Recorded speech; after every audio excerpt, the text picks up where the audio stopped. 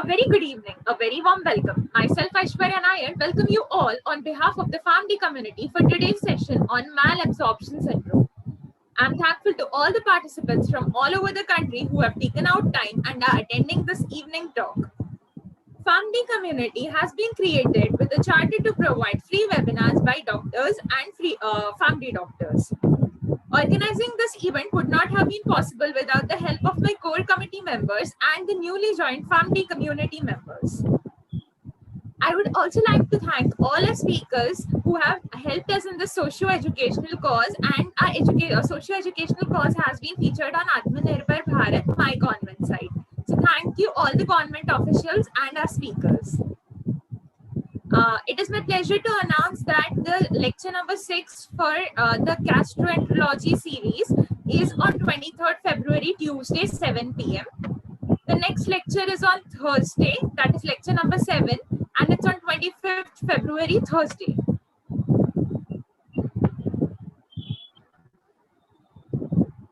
I'm thankful to our speaker for today, Dr. Piyush Gupta, sir, who is one of India's eminent gastroenterologists. I will hand over the session to my teammate Vaishnavi Marathe to introduce our speaker for today evening. Thank you, Aishwarya. I once again welcome all our participants to this webinar. I'm glad to introduce our speaker for today, Dr. Piyush Gupta, sir. Sir has done MD in Medicine, DM in Gastroenterology from CMC Vellore, India. Sir has fellowships in Advanced GI Endoscopy from CMC Vellore, India.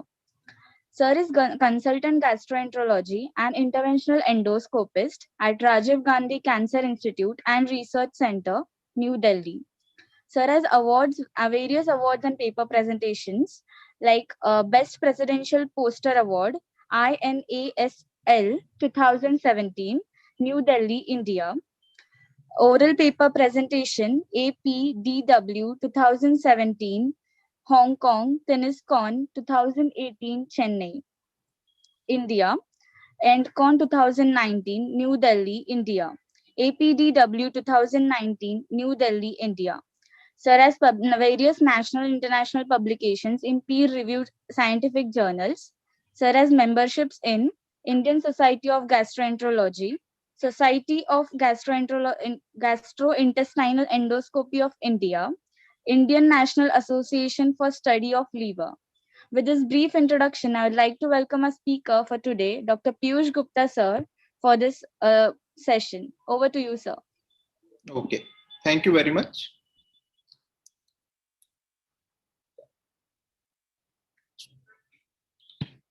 I'll start with the topic, malabsorption syndrome. First of all, we should know what is our absorptive capabilities. Now, our small intestine measures 6 meters in length. Now, this whole small intestine has number of villi, and each villi has a number of microvilli. Okay, this is a small photographic cartoon of a microvilli. As we can see, there is an epithelial lining, and below that lining, we can see a capillary network, lacteal network, and nerve network. Okay, now this increases the intestinal surface area to almost that of a football field. So this is our absorptive capability. Amazing. Now, malabsorption syndrome is a clinical term that encompasses defects occurring during the digestion and absorption of food nutrients by the GI tract. Now, there are two things which we should be clear about. What is maldigestion and what is malabsorption? Maldigestion is there is impaired breakdown of the nutrients. See, we take in carbohydrates, proteins, and fats. They're broken down into smaller particles into the GI tract. After becoming very small particles, they are absorbed. Excuse me, sir. Yeah. So I'm extremely sorry to interrupt you, sir, Yes. but we are unable to see your slides, sir. I have Just shared. sharing has stopped, sir. I'll share again. 1 second. Yes, Are you sir. able to see it now? Yes, sir. Yes, sir. Thank you, sir. Yeah. Okay. So we should know that what is the difference between maldigestion and malabsorption. The maldigestion is impaired breakdown of the nutrients into smaller particles. Okay. We take in food as carbohydrates, proteins, fats, vitamins, and minerals. These are broken down into smaller particles, and which are then absorbed into the intestine from the intestine. So this digestion takes part in the lumen, whereas absorption occurs from the lumen into the blood. So if digestion is impaired, it is called maldigestion.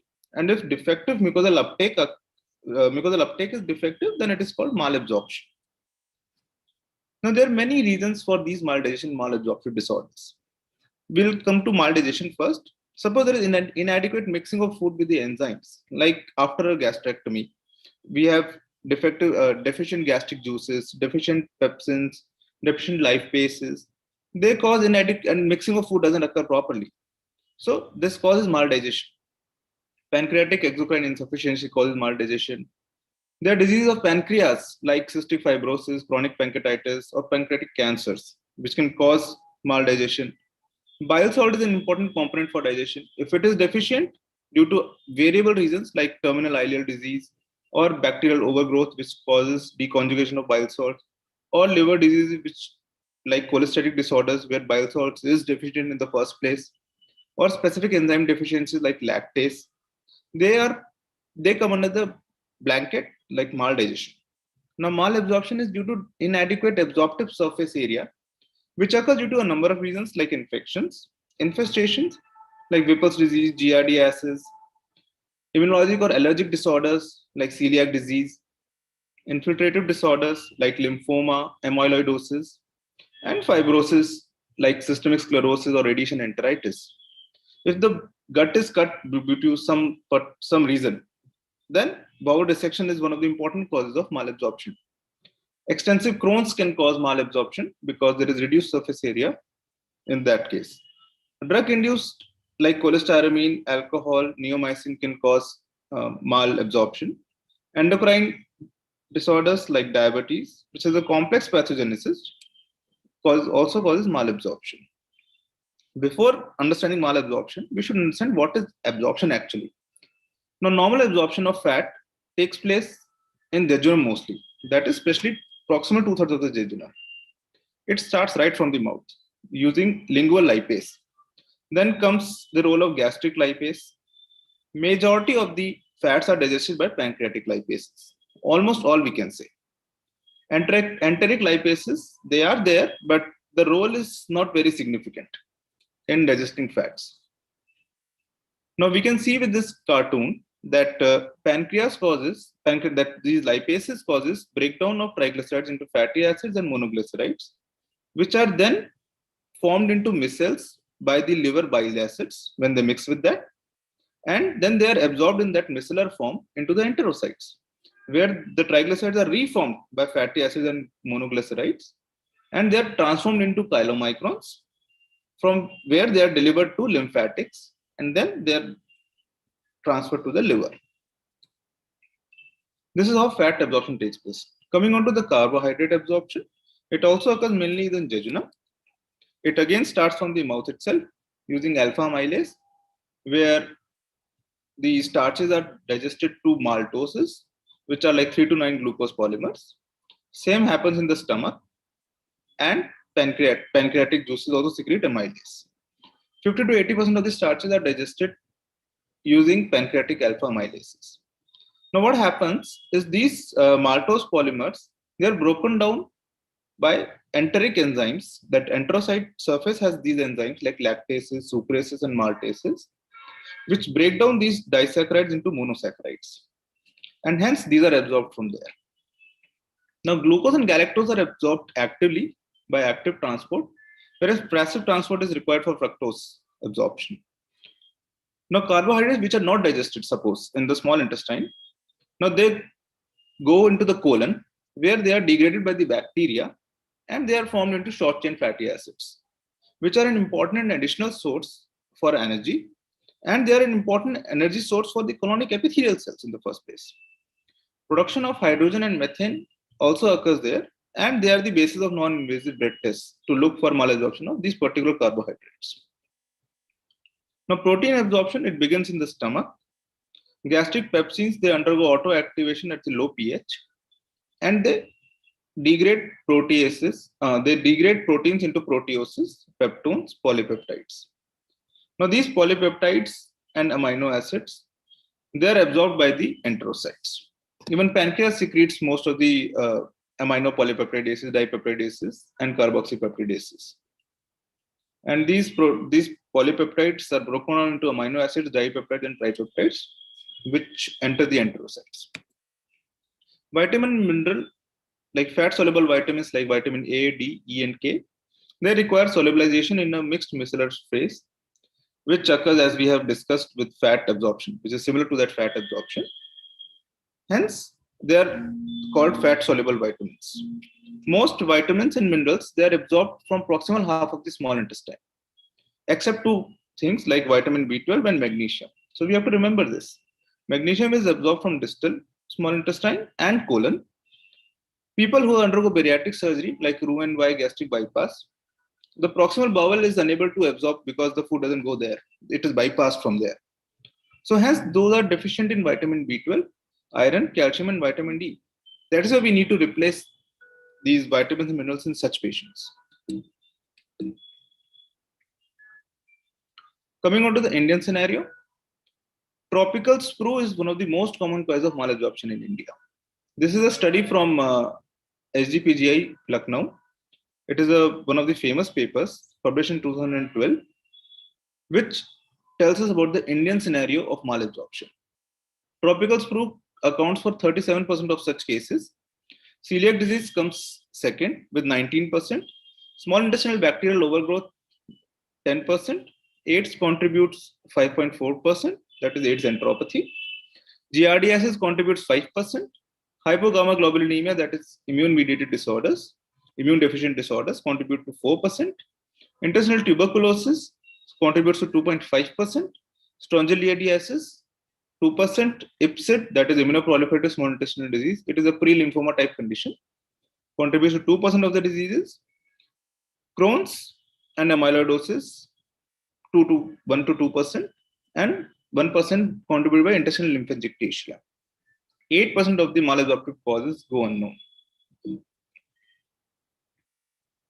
Now, there was one more study which was published in JAPI 2011. The study was done in CMC Vellore. There also tropical sprue came out as number one cause of malabsorption. Celiac and Crohn's as 15% each were second and third. Parasitic infestations contributed to 10%. Immune deficiency disorders 5.6%. And intestinal tuberculosis, which was similar to 2.5% as in the last study, here also 2.4%. Now, pathophysiology of malabsorption. See, malabsorption, we have to understand three phases. That is luminal phase, that is what we discuss as maldigestion. Mucosal phase, that is defective absorption. And post-absorptive phase, that is deranged lymphatics. Now, luminal phase. Suppose there is post-gastrectomy status. We already discussed that. There is inadequate mixing of nutrients, biles, pancreatic enzymes, which causes impaired hydrolysis and impaired digestion. When pancreatic insufficiency, if pancreas is not secreting the juices to digest the food, like protein digestive enzymes or carbohydrate digestive enzymes or lipases, then there will be malabsorption definitely. Inactivation of pancreatic enzymes occurs in gastric hypersecretory states, like there's a lot of acid production, which reduces the pH of the small bowel. And pancreatic enzymes don't work in low pH. Hence, it will cause malabsorption in that scenario. Suppose there is impaired micelle formation. Now, impaired micelle formation causes a problem with fat solubilization and subsequent fat malabsorption. Decreased bile acid synthesis due to liver disorders or biliary obstruction or drugs like cholestyramine can cause such an issue.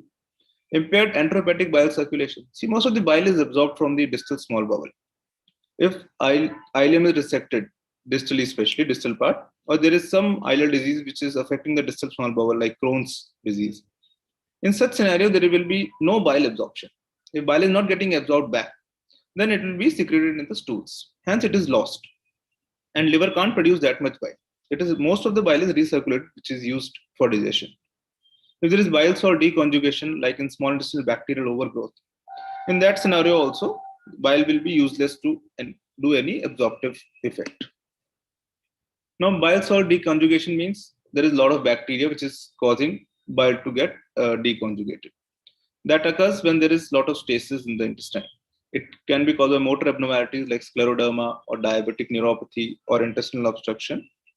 It can be caused due to anatomic abnormalities like small bowel stricture is there, or there is some ischemia, or blind loops are there. Small bowel contamination from enterocolonic fistulas can cause bacterial overgrowth. In all these scenarios, bile salts will be deconjugated and it will be useless. Now, suppose there is in the mucosal phase, that is malabsorptive phase. It occurs when there is damage to the mucosa. And mucosa, see, we can see in this cartoon, and this is actually a picture. Above, we can see normal villi, which are finger-like projections. And below, we can see it's all plain, it's all gone. That is called an atrophied villi. Now, there are a number of reasons for this. Celiac disease, intestinal lymphoma can cause villus atrophy. Crohn's disease can cause, eosinophilic enteritis can cause, autoimmune disorders like autoimmune enteropathy can cause, CVID, common variable immunodeficiency, can cause such a scenario. Amyloidosis can cause villus atrophy. Small intestinal bacterial overgrowth, giardiasis, Whipple's disease, tropical sprue, viral or AIDS enteropathy, intestinal TB. These are the infective causes which can cause villus atrophy. NSAIDs or olmesartan can cause villus atrophy. We have to remember that olmesartan is a commonly used antihypertensive, and we have seen quite a few patients with the villus atrophy developing after using olmesartan. They came with malabsorptive symptoms and they were diagnosed then. Zollinger-Ellison syndrome can cause villus atrophy. Now, villus, when it is atrophied, there will be decreased surface area and hence reduced absorption. Coming on to the brush border enzymes. Suppose there is disaccharide deficiency, lactase, trihyrazine, or sucrase deficiency. This will lead to a specific malabsorption defect like disaccharide malabsorption only. Other things are getting absorbed normally. Now, lactase deficiency can be either congenital or acquired, which we will be discussing in detail later on.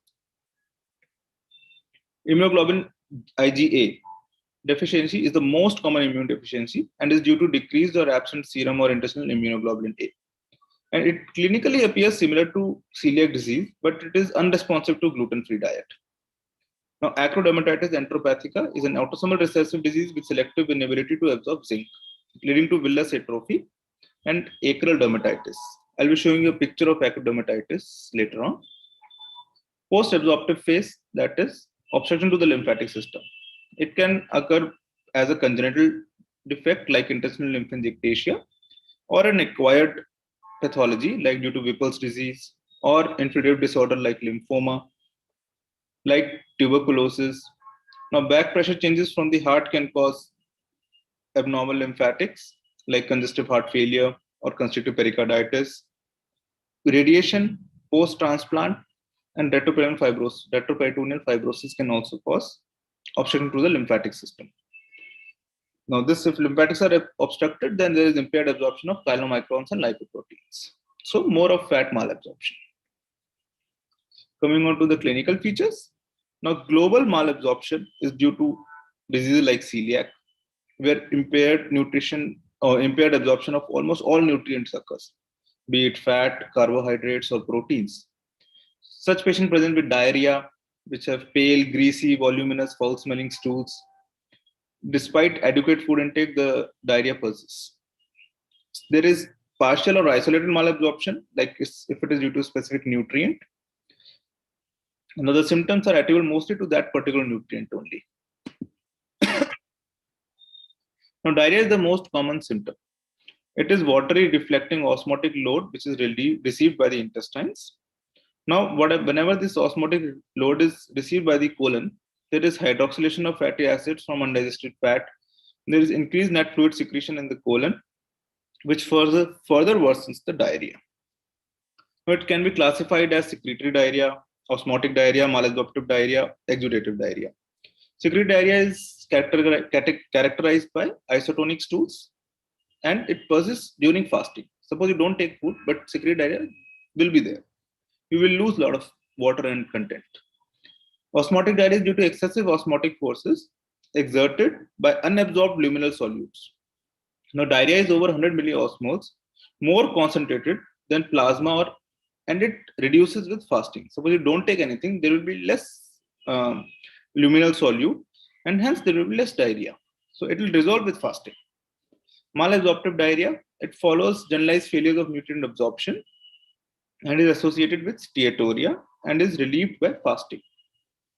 Exudative diarrhea, It is secondary to inflammatory diseases, and it is characterized by purulent bloody stools and that continue during fasting. It is sort of a mixed diarrhea, malabsorptive as well as secretory. It's a mixed feature, exudative part. Now, what is steatorrhea? It is the result of fatty acid malabsorption. Fat malabsorption, it is a hallmark, and the stools are usually pale. They're whitish. Patients usually come and say they're white in color. They're bulky and they're very foul smelling. These stools float on the top of the toilet water and they're difficult to flush. And patients also do complain of floating oil droplets over the toilet water. Now, weight loss is common and may be pronounced. However, patients may compensate by increasing their calorie consumption. So your malabsorption may go unnoticed for quite some time, maybe years in some cases. The chance of weight loss increases in diffuse diseases involving intestine, such as celiac disease or Whipple's disease. If the disease is more diffuse, there will be more weight loss. Now, bacterial fermentation of unabsorbed food substances, it releases gases like hydrogen disulfide and methane, which causes flatulence, bloating sensation, and it can lead to abdominal distension and cramps. This more commonly occurs in carbohydrate malabsorption. When you go for physical examination of such patients, you will find orthostatic hypotension because of hypovolemia, weight loss, muscle wasting because of hypoproteinemia, loss of subcutaneous fat because of fat malabsorption, chiliosis, glossitis, abscess ulcers because of vitamin mineral deficiency, and peripheral edema more of because of protein deficiency. Now, edema can occur because of two things. It can be due to hypoalbuminemia, that is hypoproteinemia, and extensive obstruction of the lymphatic system. In the hypoalbuminemia related edema, it will be pitting edema, whereas it will not be pitting in case of the obstructed lymphatics. Okay. So chronic protein malabsorption leads to hypoalbuminemia and peripheral edema. And intestinal lymphangiectasia will lead to non-pitting edema because of lymphatic obstruction. Severe protein depletion can also lead to ascites in extreme scenario. Anemia can be microcytic, which is because of iron deficiency, or macrocytic because of vitamin B12 deficiency or folate deficiency. Now, iron deficiency anemia is usually seen in celiac disease, whereas ileal diseases like Crohn's and post-ileal dissection, we see more of megaloblastic anemia because distal bowel is involved in such cases. Vitamin D deficiency can cause bone disorders such as osteopenia or osteomalacia. As we can see in this X-ray images, bones are more of blackish rather than whitish. This blackish part is called osteopenia. Bone pain and pathologic fractures are quite commonly observed with vitamin D deficiency. Malabsorption of calcium can lead to secondary hyperparathyroidism as well. Dermatologic manifestations like pale skin or pallor we can see in the mucosal surfaces due to anemia, ecchymosis due to vitamin K deficiency, or sometimes vitamin C deficiency as well. Dermatitis herpetiformis, which is associated with celiac disease. Erythema nodosum, we can see top right corner that two legs are seen. The nodules there, that purplish colored skin lesions, they are called erythema nodosum. Pyoderma gangrenosum, more commonly, both erythema nodosum and pyoderma gangrenosum can be seen with IBDs, that is inflammatory bowel disease, Crohn's and ulcerative colitis. The foot picture below showing a deep ulcer, that is pyoderma gangrenosum. Pellagra due to niacin deficiency, alopecia due to multiple vitamin mineral deficiency, seborrheic dermatitis. As we can see top left corner, we can see the lady with the ear and hairs, and there is seborrheic dermatitis. We can see the skin color change, skin changes, and mucous flakes.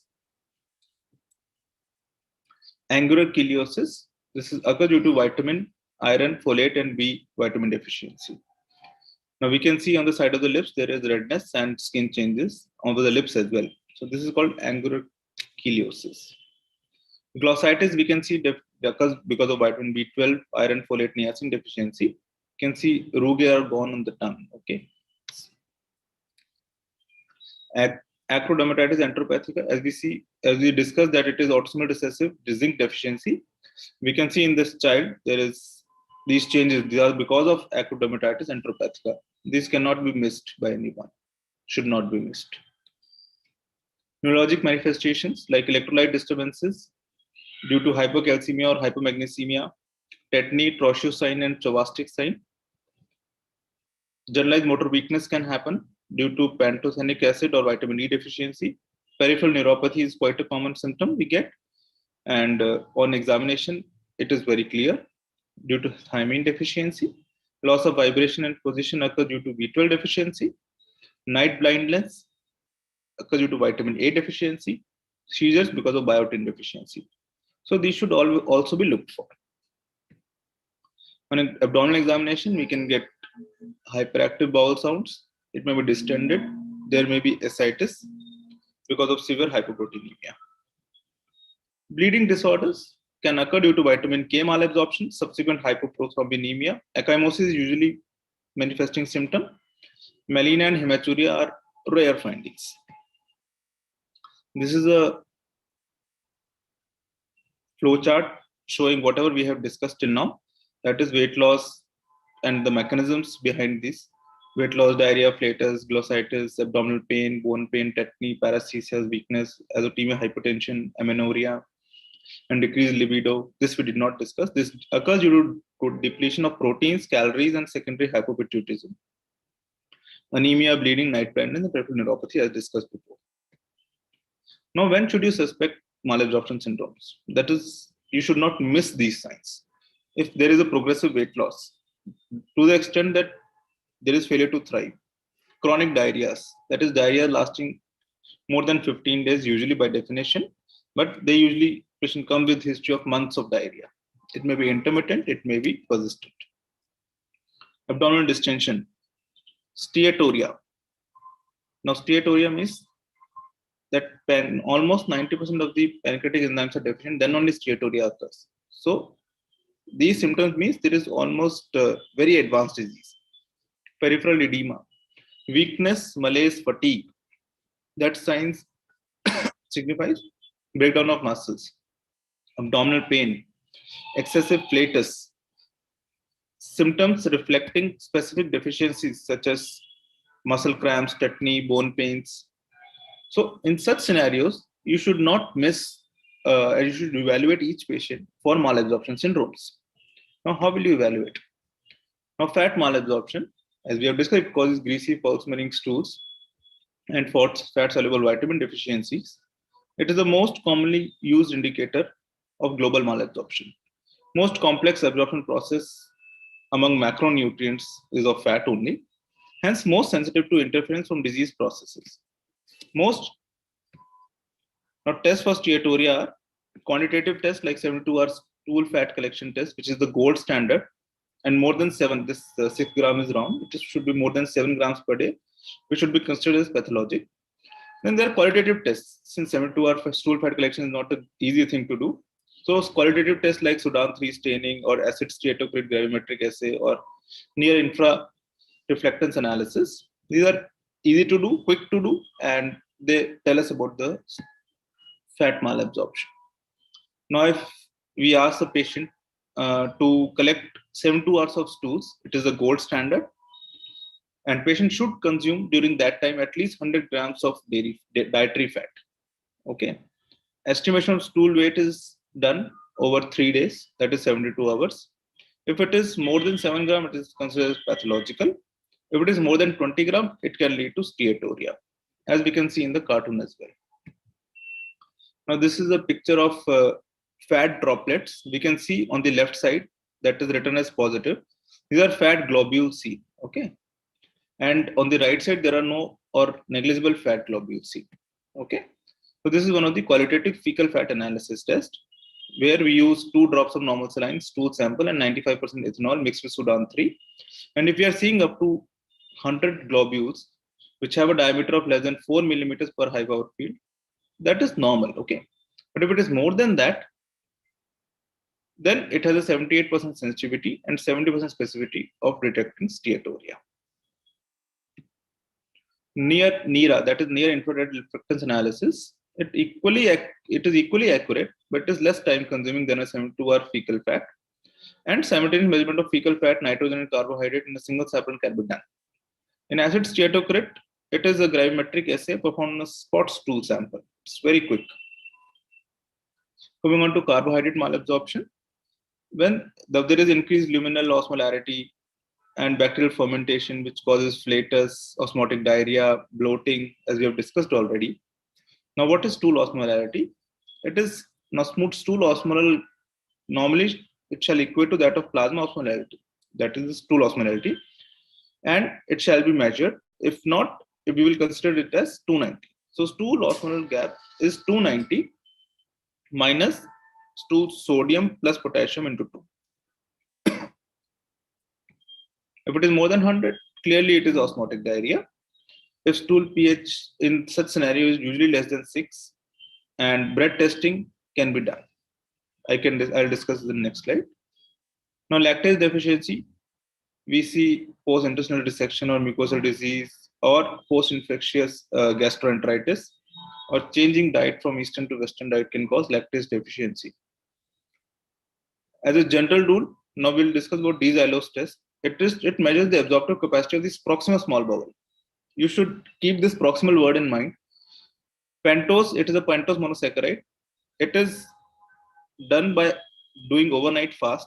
Then we ask the patient to take 25 grams of Desalose. Urine is collected for next 5 hours.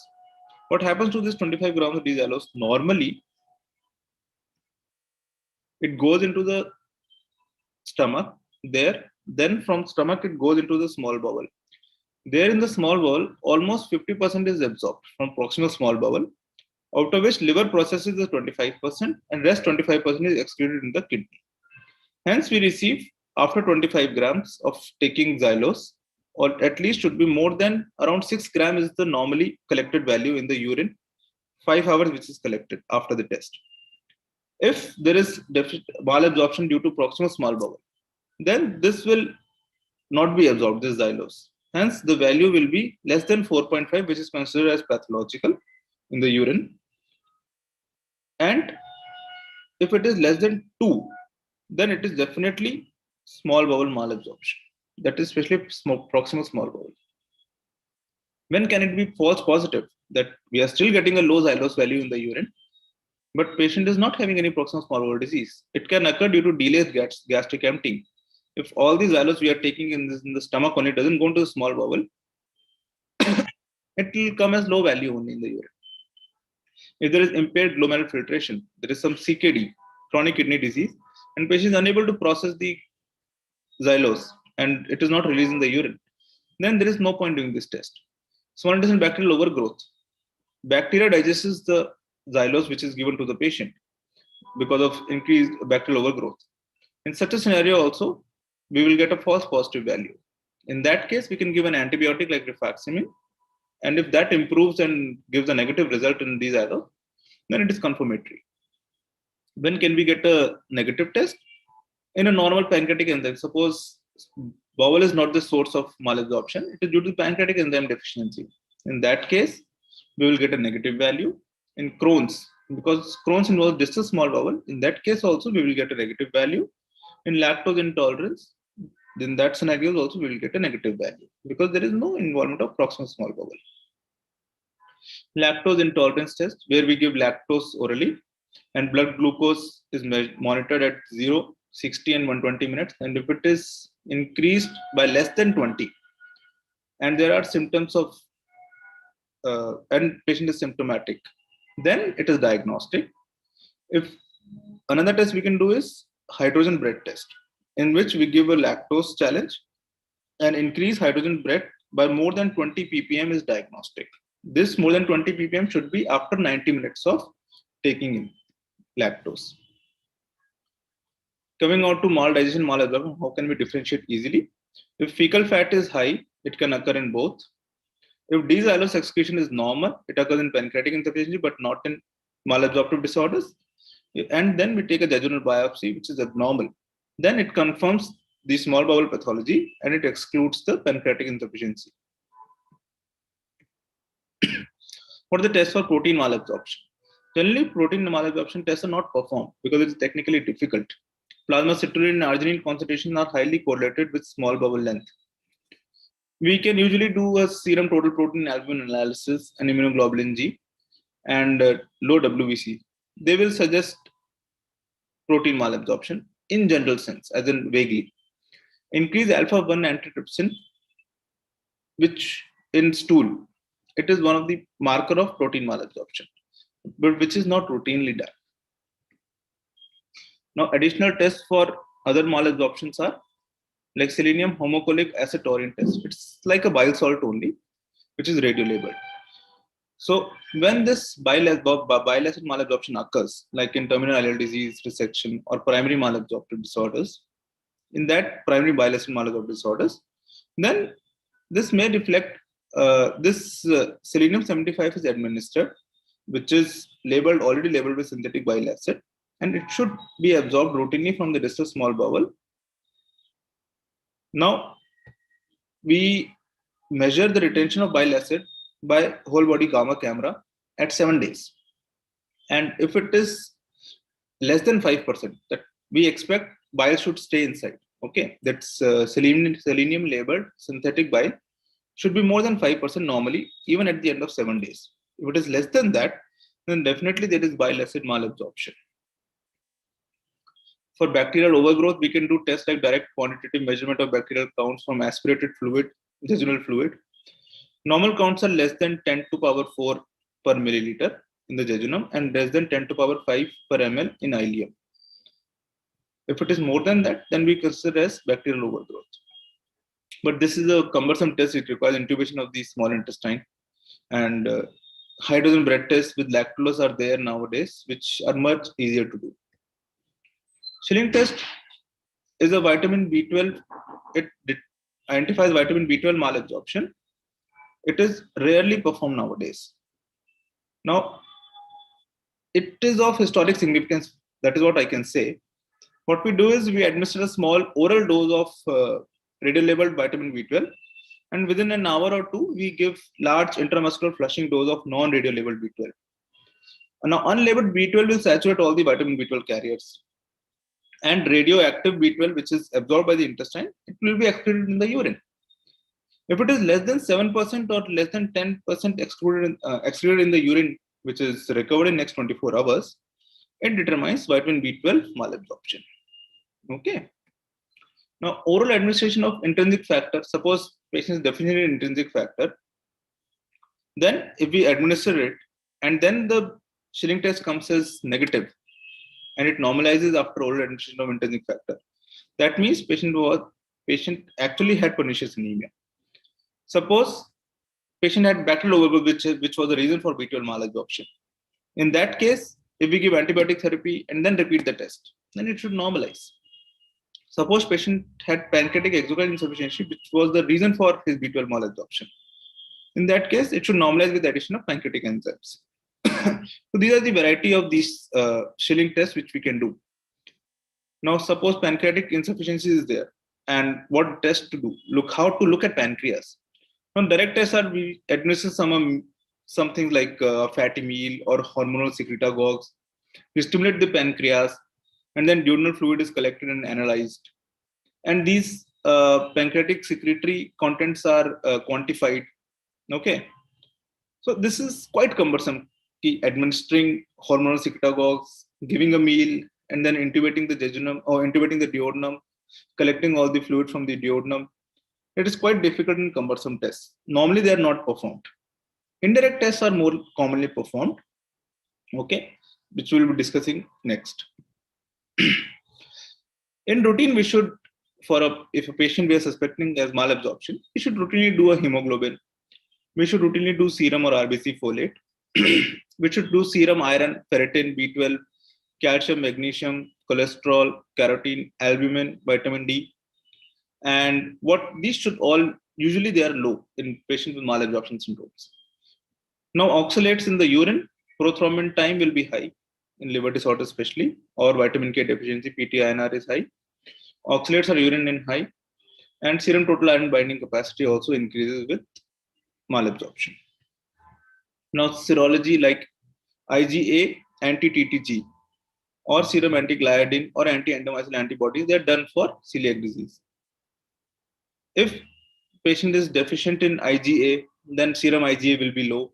In such a case, we can perform IgG anti-gliadin antibodies to confirm celiac.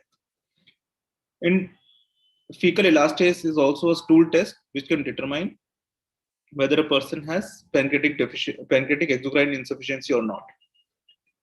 Now, if fecal elastase concentration is abnormal, suppose, it determines pancreatic insufficiency. Up to almost we are 100% sure that patient has pancreatic exocrine insufficiency. Even in chronic pancreatitis, early chronic pancreatitis, we can see pancreatic exocrine insufficiency and elastase is quite low. In such a case, patient may need enzyme supplementation. Suppose fecal elastase is normal, then we can reanalyze if we have a strong suspicion. And if even if on reanalysis it is normal, then we can just repeat it in such patients who are suspecting chronic pancreatitis.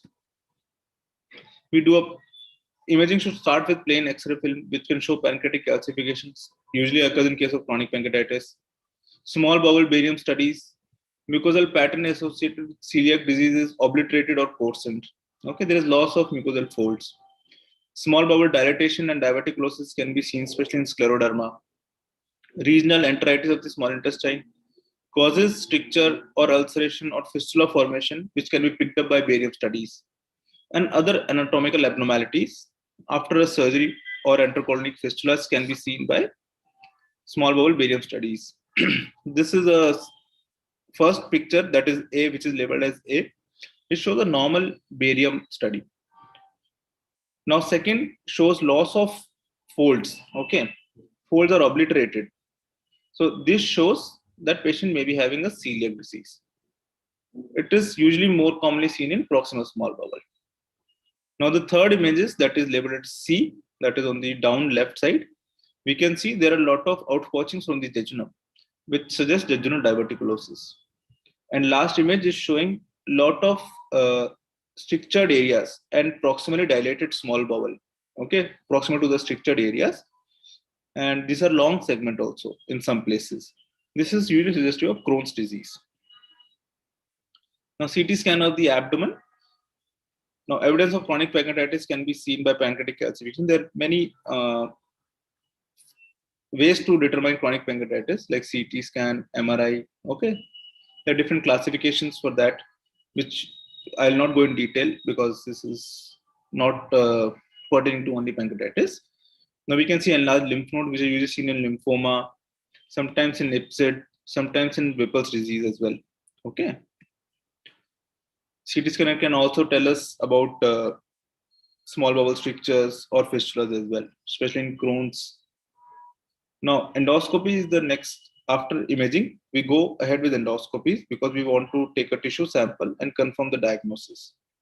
Now, gross morphology can give us a clue, like suppose there are reduced duodenal folds, which will tell us that there is scalloping and then patient may be suffering from celiac disease. We can do a biopsy to establish the diagnosis and we can do targeted biopsies. Suppose the biopsy shows that patient has diffuse atrophy or specific, if it diffuse and it is showing, because these can be confirmed by biopsies. Okay. But if it is patchy, then suppose there are granulomas, suppose there are lymphoma related cells we can see, or we can even make out giardia and all. So patchy and specific is like Crohn's disease, lymphoma, infectious causes. Even TB we can determine by that method. Suppose this is diffuse, that is whole of the bowel is involved and it is not specific, like there is villous atrophy only, nothing else. Then we can do further testing to signify whether it is celiac related atrophy or tropical screw related atrophy or autoimmune mediated atrophy. Okay. Suspected distal pathology. In those cases, we can do a wireless capsule endoscopy if it is involving distal small bowel. The top left image suggests a lot of white spots are there in the small intestine. This signifies that is patient is having lymphangiectasia because whitish color signifies lymph. Okay. Now, down left side, there are in the intestine, we can see a lot of erythema, that is reddish spots, or ulceration, superficial. These whitish part are called erosions and ulcers. Okay. Mucosa, there are no blood vessels seen. So devascularized mucosa. This signifies patient is having an inflammatory pathology, most likely a IBD, inflammatory bowel disease. And this image is of a small bowel, so Crohn's disease is most likely explanation. Can happen in TB as well. On the right side, we can see the loss of mucosal folds. Okay, they're not that prominent, appears flat only. So this is more or less seen in celiac disease. Now, depending on histology, villus atrophy, we can classify as celiac disease, tropical sprue. Even in gastroenteritis, viral causes, we can get atrophy. Bacterial overgrowth, we can get atrophy. IBD also causes mucosal atrophy, but there are other findings as well. AIDS enteropathy can also cause atrophy. Immune deficiency disorders, lymphoma, and radiation enteritis can also cause atrophy. ERCP, MRCP are imaging, which we can do and determine patients having pancreatic ductal abnormalities, okay, like we see in chronic pancreatitis. Suppose we aspirate fluid from duodenum and jejunum, there we can identify disorders like giardia. Okay, in SIBO, we can culture those organisms. In jejunum, if we find more than 10 to power 4 per ml of bacteria, then usually suggests small intestinal bacterial overgrowth. If it is more ileum, then more than 10 to power 5 is needed. In capsule endoscopy, we ask a patient to take in a capsule which has a camera and a light in it. And this transfers images to a adapter which is attached to the patient's, which is hanging on the patient only, okay, like a bag. And that receives all the images captured by the capsule. In that, we can determine that is in cases like refractory celiac disease or lymphoma or Crohn's disease. In such disorders, we can look at a distal small bowel to have some idea. Suppose capsule picks up some findings, but capsule cannot biopsy it, capsule endoscopy. So we need to do a balloon enteroscopy, go in deeper and take biopsies to confirm the diagnosis. The management part involves two basic principles, that is correction of nutritional deficiencies and treatment of the causative diseases. Now, nutritional support means supplementing various minerals like calcium, magnesium, vitamins, which may be deficient in a patient who has malabsorption. So we have to supplement and build up the stores. Calorie and protein replacement is also very essential part. Medium chain triglycerides, MCT, they are used as fat substitutes because they need not undergo micelle formation for absorption. They are transported directly into by the enterocytes, and they don't require lymphatics per se. So medium chain triglycerides can be important part of fat nutrition.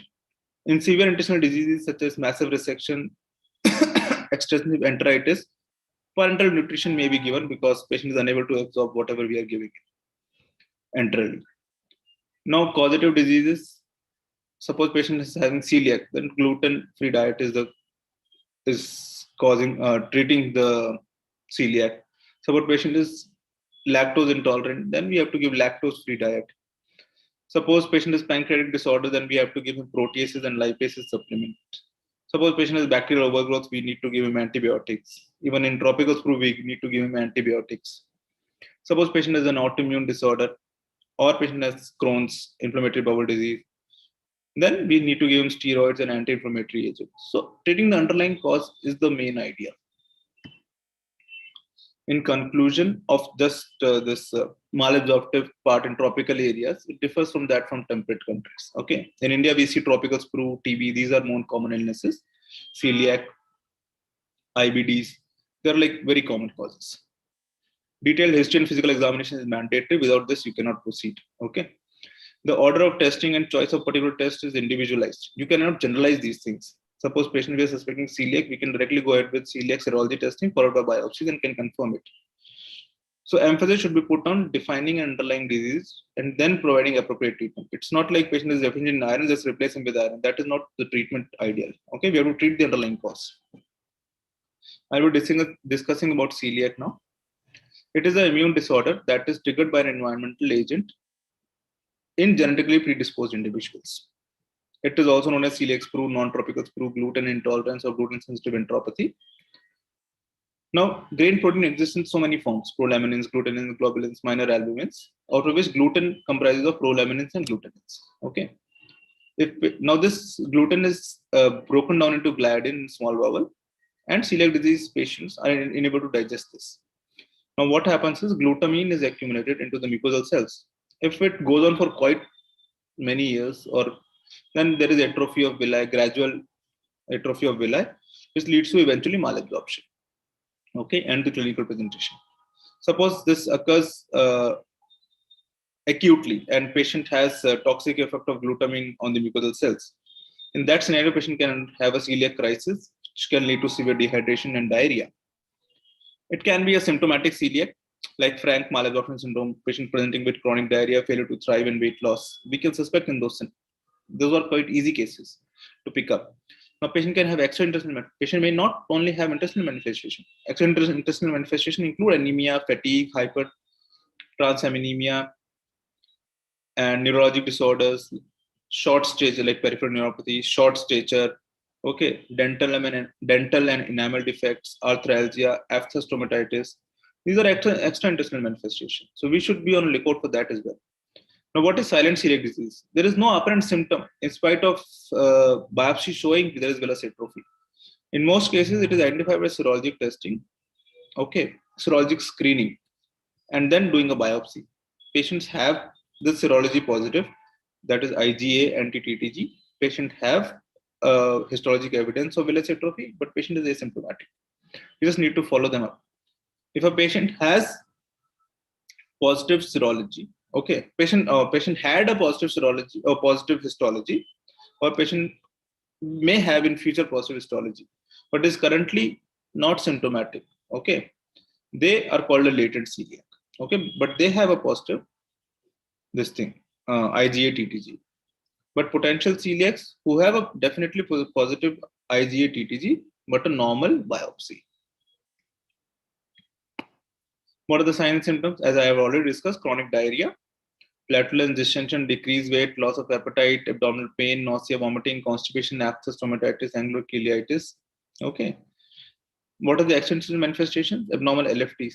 This is an upcoming thing. Patients with celiac have been known to be associated with liver defects, which mostly raise liver enzymes. Okay. Dermatitis herpetiformis is associated with celiac. Okay. It is a skin manifestation. There is hyposplenism. Spleen is smaller in size in such patients. There is osteopenia, osteoporosis, enamel defects, arthropathy. Bone manifestation is quite common. Peripheral neuropathy, epilepsy, celiac cerebellar ataxia. Okay, so gluten-related ataxia is also an upcoming thing in associated with celiac disease. Depression, anxiety, infertility. Okay, menstrual disorders. These are the extraintestinal manifestations which some patients present with only extraintestinal manifestation. They may not even present with typical celiac manifestation. So nowadays we keep a very low threshold for doing a celiac workup in such patients. It is also associated with many disorders like rheumatoid arthritis, type 1 diabetes, Addison's disease, lupus, patient with thyroid diseases, autoimmune liver diseases, Sjogren's diseases, Down syndrome, Turner syndrome. See, there are so many antibodies which have been studied, but most commonly antibody used is IgA anti-TTG. Don't write the patient as IgG anti-TTG. IgA anti-TTG is most commonly used and has almost 98% sensitivity and specificity.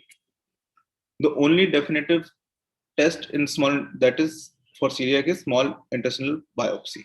Okay, that is proximal duodenum is maximally affected, so that is biopsy.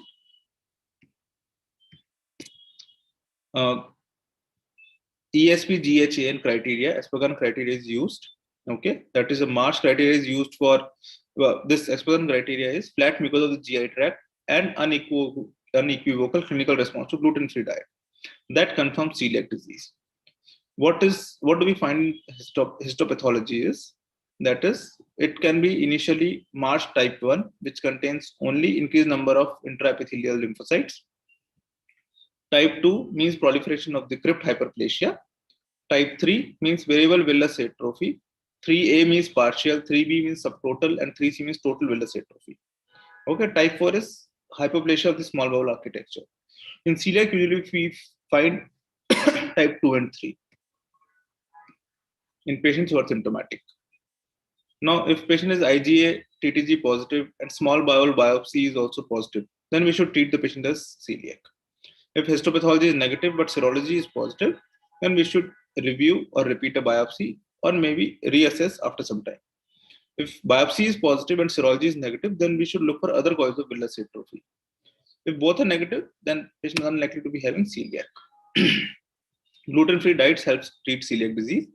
We should eliminate all wheat, oat, rye, and barley from the diet. Beer, whiskey, and most vodkas are derived from wheat. So that is completely to be restricted. Wine is all right. Pneumococcal vaccination is done due to celiac being associated with hyposplenism. Okay. So capsulated organisms can affect such patients. Treatment with the dapsone is used for dermatitis herpetiformis. All family members should be screened because it runs in the family. Steroids are used for refractory disease or celiac crisis, or if it is associated with autoimmune hepatitis. Some patients, if maintain a gluten-free diet, they can be given gluten re-challenge. Okay, at least it is performed by consuming 10 grams of gluten per day, which is there in 4 bread slices. Okay, if after 4 to 6 weeks patient is doing well, then we can continue. If patient again develops symptoms, then we should completely restrict lifelong. Tropical sprue is an acute intestinal infection which leads to jejunal and ileal mucosal injury. Okay. Now what happens is after an acute infection, patient develops intestinal bacterial overgrowth, and there is retardation of small intestinal transit time because of plasma enteroglucagon increase in that. And folate deficiency definitely occurs in such patients. It is a chronic systemic infection, especially in tropical countries like India, West Indies, Cuba, Sri Lanka. Persistent infection by E. coli, Klebsiella, and Enterobacter are suggested to be the causes behind this, and starts an acute episode of diarrhea, takes longer to subside, associated with flatus, abdominal cramps, progresses to anorexia, weakness, failure to thrive, and it is usually confirmed by biopsies showing villus atrophy. Okay, and patient is not able to improve with gluten-free diet because people usually suspect celiac in villus atrophy patients, even though anti-TTG is negative. Such patients don't respond to that. Then only it is diagnosed as tropical sprue. People with tropical sprue do not absorb nutrients like vitamin B12 and folic acid. Why? Because even distal bowel is affected in tropical sprue. In celiac, distal bowel is excluded. So this should be a differentiating factor. We find low levels of B12, vitamin A, D, E, K, folate, and calcium. Desalose test is positive in such patients. Steatorrhea occurs in almost 90% of the patients. Hydrogen bread test is positive due to bacterial overgrowth. Barium meal shows thickened small bowel. Biopsy shows thickened basement membrane triglyceride accumulation near the surface of the epithelium. Injury to the entire small bowel occurs, and there is no improvement with gluten-free diet, as I discussed. Treatment is tetracycline, 250 milligrams 4 times daily, or doxycycline for 3 to 6 months. Remember, 3 to 6 months. That is the duration of antibiotic which is needed to treat tropical sprue, and complete recovery almost occurs in every patient. Lactose intolerance. A person who becomes lactose intolerant when his small intestine stops making enough of the enzyme lactase is called lactose intolerance. It can be due to 2 things. What happens to this is when we don't digest lactose, it goes into the large bowel where it is fermented by the bacteria into hydrogen, carbon dioxide, acetic acid, and lactic acid, which causes loose stools, bloating, flatulence, and abdominal pain. Now, congenital lactase deficiency is quite rare. Okay, very less case reports are there all over the world. But in primary adult type lactate, in this, which is physiologically decline in the lactase activity that occurs following the weaning. Now, over from birth to till 3 years, we have adequate lactase. Okay, but after that, it keeps on declining based on what ethnicity we belong to. Blacks, it declines quite fast, less in Asians and much less in whites. So, secondary lactase deficiency, it occurs when mucosa is already injured for some reason, Hence, in such patients, we will have less of lactase, like in acute diarrhea, acute gastroenteritis, like in celiac disease, like in Crohn's, ulcerative colitis, chemotherapy patients, or patients with intestinal parasites. Okay, they have already affected the mucosa and enterocytes. Hence, lactase is deficient for some reason. So in those cases, we have temporary lactase deficiency that is called secondary lactase deficiency. Treatment is just reducing the lactate content to less than 10 grams per day. Okay, dairy which is allowed is butter, yogurt, and cheese. These three things are allowed in patients with lactose intolerance. Substitutes are soy milk, almond milk, coconut milk, and commercially available we have lactase enzyme for these patients to digest milk if they're really fond of it, but usually it is not needed. Some people come with complaint like we don't know what is we are lactose intolerant or we have allergy to milk specifically. In such cases, if we give lactose-free milk to a patient, then lactose intolerant patient will develop no symptoms, whereas patient with milk allergy will develop symptoms because patient is allergic to actually milk, cow milk protein. It is not lactose which the patient is allergic to in milk allergy. Last topic, small bowel syndrome. That is loss of 50% of small bowel with or without a portion of large intestine. Okay, so if 50% of small bowel is gone, that contributes to short bowel syndrome. At birth, we have almost 2 to 2.5 meters of small bowel, whereas in adults, we have up to 6 meters, 6 to 7 meters. So, generalized or specific nutrient malabsorption depending on bowel region can occur. Suppose it is proximal bowel, then most of the nutrients will be malabsorbed. Suppose it is distal bowel, then B12 and bile salts will be malabsorbed. It can be congenital. It can occur after bowel resection. Congenital can be because of multiple atrachia or congenital short bowel or gastroschisis. Whereas when we except small bowel in cases like necrotizing enterocolitis, volvulus with or without malrotation, or long segment Hirschsprung disease, or meconium peritonitis, Crohn's, or in trauma patients. In that cases, short bowel syndrome occurs. See, intestinal adaptation occurs because of hormonal changes, increased gastrin and enteroglucagon. Nutrients like essential fatty acids, glutamine, it stimulates the mucosa. Growth factors like TGF, it regulates the turnover of this. Treatment is quite easy. Initial part is focus on the fluid replenishment and to correct all electrolytes. After patient is stabilized, we have to rehabilitate the bowel. So continuous small volume enteral feeds is what is indicated, and hydrolyzed proteins. For gut stimulation, mucosal growth, increase pancreatobiliary stimulation. Now, concurrent parenteral support till maximum absorption is reached is required. So patient has to be on TPN for quite some time. Start immediately to avoid oral aversion. Okay, enteral feed should be immediately started as early as possible. 50% achieve enteral autonomy within 5 years. So 50% of the patients can be managed with enteral nutrition alone at the end of 5 years. See, we have to give H2 receptor blockers till 1 year to decrease the acid content. Cholestyramine for explosive diarrhea need to be given, and for the bile loss. Antibiotics to control bacterial overgrowth. Surgical treatment is to do a small bowel transplant, which is rarely done. To slow intestinal transit, we can increase the mucosal surface. There are different surgeries allotted to that. I think this lecture is not including those surgeries. Complications like catheter-related long-term complications like infection, sepsis, thrombosis, liver cirrhosis, vitamin deficiencies, steatorrhea, causing hyperexoluria and renal stones. They are quite common complications associated with short bowel syndrome. I think that encompasses most of the malabsorptive disorders, and rest I think in further lectures by other doctors you can have or get included. Thank you so much, sir. Thank you for delivering such an informative session. So as we were streaming live on YouTube, we have a couple of questions. So can we take a few of them? Yes, please. Yeah.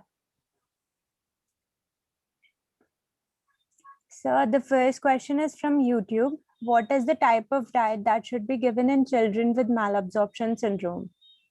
See, it depends on what type of malabsorption syndrome the children has. Okay, suppose the patient has a celiac disease, then it has to be given, started on gluten-free diet.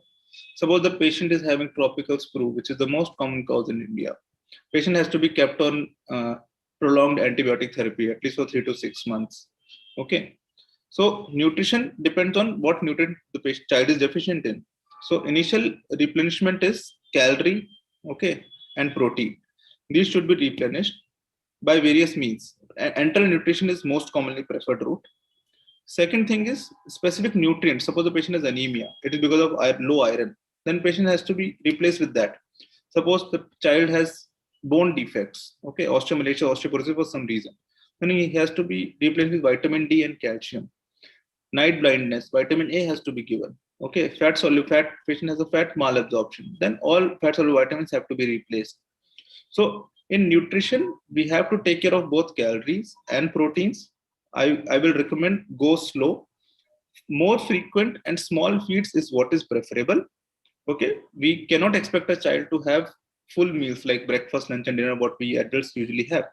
So small and frequent meals, which are calorie dense and high in proteins, is what is needed, and replenishing all the micronutrients, vitamins, and minerals which the child is deficient in. Side by side, treating the underlying cause. Thank you, sir. The next question is, autoimmune enteropathy is common in males than females. So is there any particular reason for this gender-based predisposition? Till now, we have not found any reason what is the reason behind this gender-based predisposition. So when the research is still going on, let's see what we find. But till now, there is no particular reason why it is the other way around. Okay, thank you, sir. The next question is, any fruit juices that should be avoided in pediatric patients with malabsorption syndrome? See, some foods which are rich in oxalates, okay, such things have to be avoided. Okay, some fruits are rich in oxalates. I don't remember which ones typically, okay, because I don't deal with pediatric patients. But food items rich in oxalates have to be avoided in patients with malabsorption syndrome because they will lead to renal stone formation. Okay, so this is one thing we keep in mind as a general while treating a child with malnutrition. So this have to be kept in mind. Rest, everything is allowed. So I don't remember the particular fruits which have to be avoided. Okay, thank you, sir. The next question is, poor diet is a common symptom in malabsorption syndrome. So are there any conditions where increased appetite is? See, increased diet, again, one meal, we cannot, suppose the child is not accepting much orally. We cannot expect the child to take 3 meals. We have to keep short frequent. We have to feed the child every hourly, every 2 hourly, with small meals like 100 ml each time or 200 ml each time. Okay, that is how it should go about. So whatever the child prefers, okay, and it should be calorie dense. It should be high in proteins. We can make the food based on child's taste and liking and all. But we have to keep this in mind. Like eggs are rich in protein, so patient should be more on egg-based diet. Okay, patient should be more on milk-based diets if patient is not allergic to milk or not lactose intolerant. Patient should be on calorie dense and high protein diet. It should be small and frequently given, and it should not be like 3 times in a day. It should be maybe child may feed 10 times in a day. It should be allowed. Okay. That's all. Thank you, sir. Yeah. So the next question is, how is pancrealipase dosing done in pediatrics and geriatric patients? See, pancreatic lipase dosing, so usually the normal dose a person requires is almost 50,000 in each meal. Okay, it comes as a fixed formulation. The capsules come as 10,000, 25,000, okay, and sometimes 60,000 as well. So if ideal dose is 50,000, if we go by the book, but normally it is, what is the indication for pancreatic enzyme supplementation? That is the crux behind it. Suppose we have to manage only the pain, because it is not only the exocrine insufficiency in which it is indicated, it is also indicated in case of pain due to pancreatitis. So in such scenarios, in child less than 10 years, we usually start with 10,000 with each meal. In adults, we usually start with 25,000 with each meal, and we increase accordingly. Okay, if the patient has responded partially, we make the dose just the double of it. Okay, in a child, we go from 10,000 to 20,000, then 25, then 30, 40, go and so on. But in adults, we start with 25,000 and then we progress accordingly. So it is how the patient is responding, how the symptoms have resolved. That is how it is determined.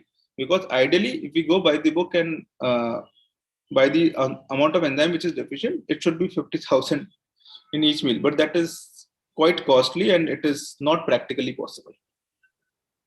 Thank you so much, sir. Sir, to add to the same question, can you please tell about the monitoring parameters? Like, what are the monitoring parameters which are followed?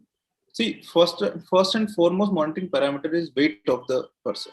Okay, if the weight is gradually increasing as we give the therapy, then this is the best thing.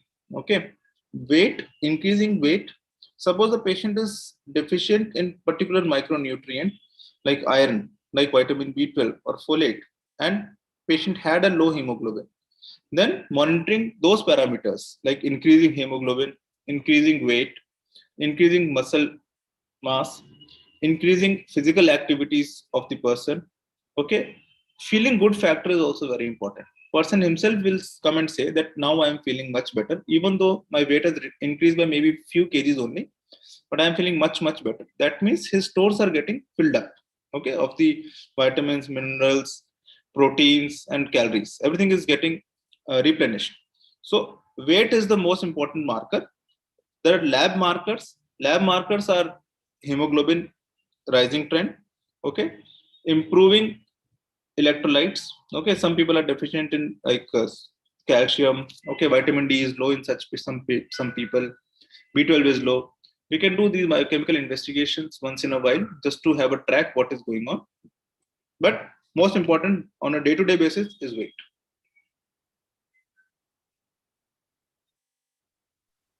Thank you, sir. That brings us to the end of the Q&A session.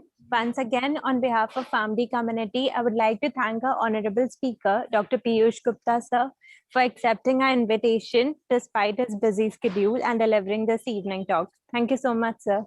Most welcome. Lastly, I would like to...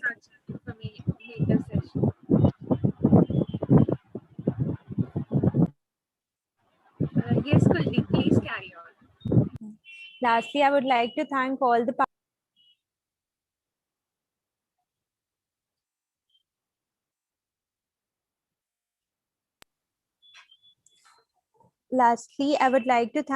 participants who have joined us for this evening talk. Thank you so much, everyone.